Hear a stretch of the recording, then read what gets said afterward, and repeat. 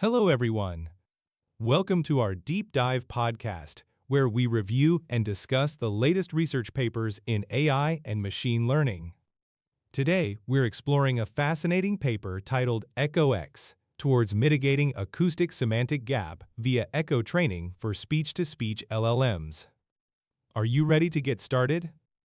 Absolutely. This paper is from researchers at the Chinese University of Hong Kong, Shenzhen, and it addresses a critical challenge in speech-to-speech large language models, or SLLMs. The main focus is on bridging the so-called acoustic-semantic gap. But before we get into the details, can you explain what SLLMs are? Of course. SLLMs are large language models that process and generate speech directly rather than just text. They're inspired by text-based LLMs like GPT, but they work with audio data. The recent surge in interest is partly due to models like GPT-4o, which have shown impressive speech interaction capabilities. That's right. However, the paper points out that SLLMs often suffer from degraded knowledge and reasoning abilities compared to their text-based counterparts.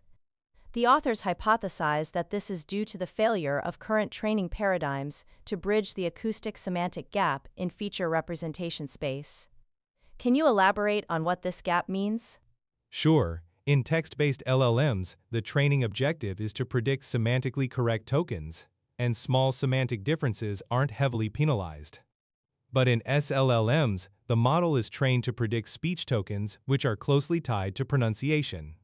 So, even if the model generates a semantically correct response, it can be penalized for pronunciation differences.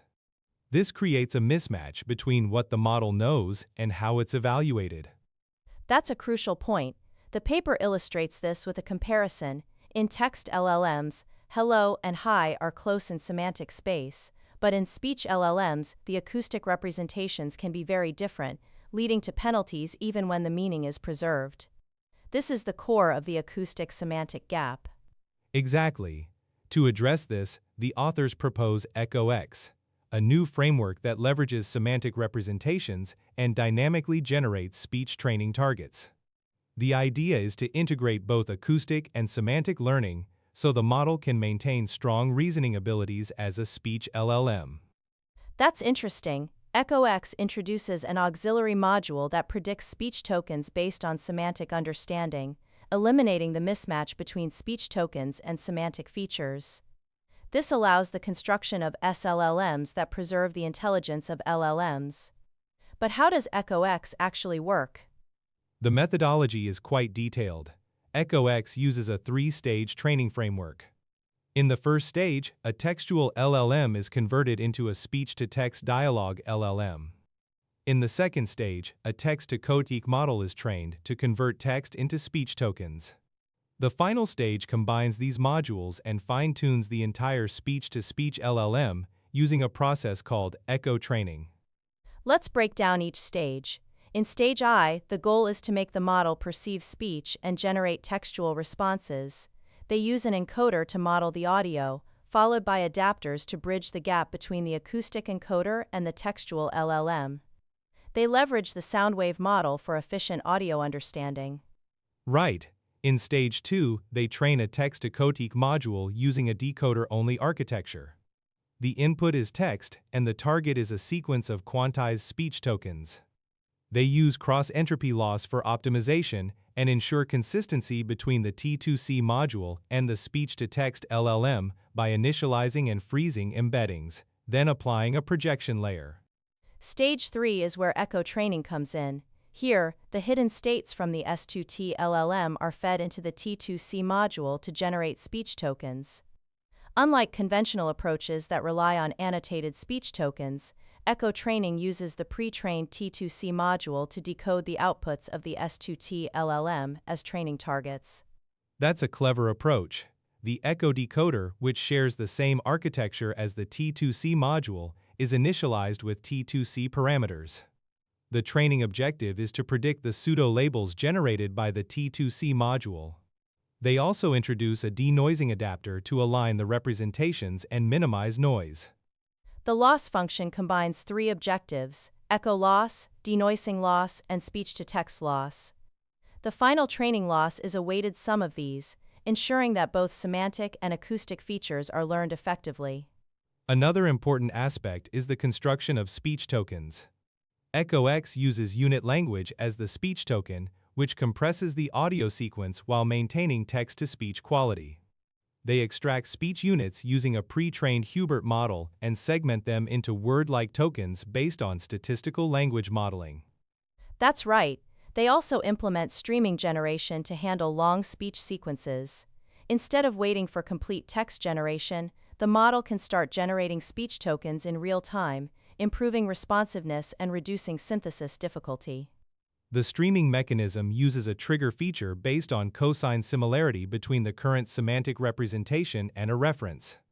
When the similarity exceeds a threshold, the model writes the subsequence to the echo decoder for speech generation. Now, let's talk about the data.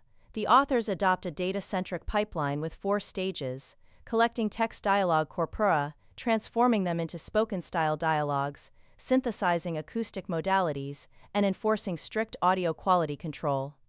They use a variety of datasets, including LibreSpeech, MLS, Audio QA1M, SpeechInstruct, and others. For speech-to-text training, they clean open-source dialogue datasets and synthesize user-side inputs with diverse TTS voices. They ensure acoustic integrity and textual alignment by transcribing the synthesized inputs and computing word error rate, retaining only high-quality utterances. For text-to-codec training, they process additional sources and synthesize single-voice speech with a fine-tuned GPT-Sovitz model. They extract codec tokens and pair them with the corresponding texts for supervision. Echo training data consists of everyday dialogue, speech reasoning, and knowledge-based Q&A. This diverse data helps the model generalize across different types of speech interactions. Moving on to experiments, the authors evaluate EchoX on 2 model sizes, 3B and 8B parameters. They use LLMA 3.2 for the 3B model and LLMA 3.1 for the 8B model. The models are trained in 3 stages, with specific settings for each stage. For evaluation, they use the Ultra Eval Audio Toolkit and test on 3 benchmarks: Llama questions, web questions, and trivia QA. The results show that EchoX achieves advanced performance on knowledge-based QA benchmarks, even with limited training data and parameters. That's impressive. EchoX 3B and EchoX 8B perform comparably to models trained on millions of hours of data, despite using only about 6,000 hours. This demonstrates the efficiency of the Echo training strategy. The paper also analyzes the intelligence degradation in SLLMs. They find that speech-to-text models improve on simple QA tasks but decline on more challenging ones. Incorporating a TTS model for S2T leads to further decreases due to errors in synthesizing and recognizing specialized nouns.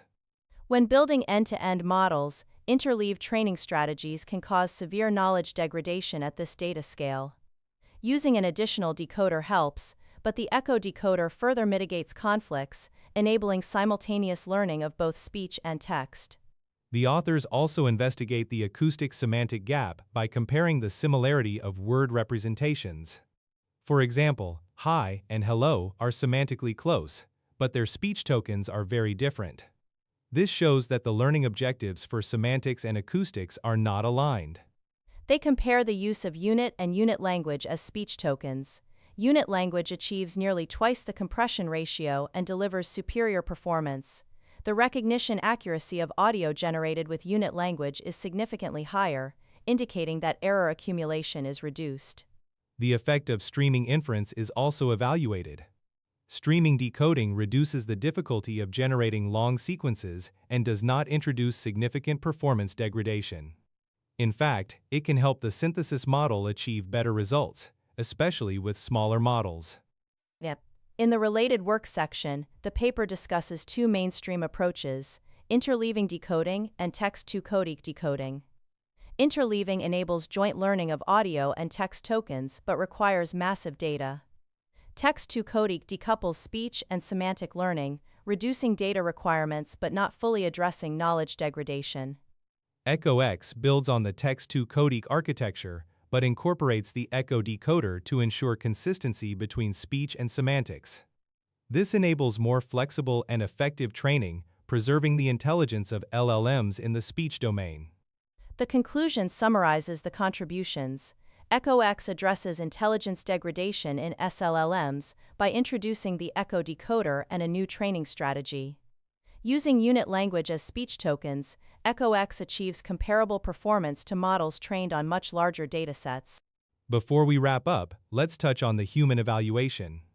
The authors conducted a side-by-side comparison of EchoX against other models, evaluating helpfulness and naturalness.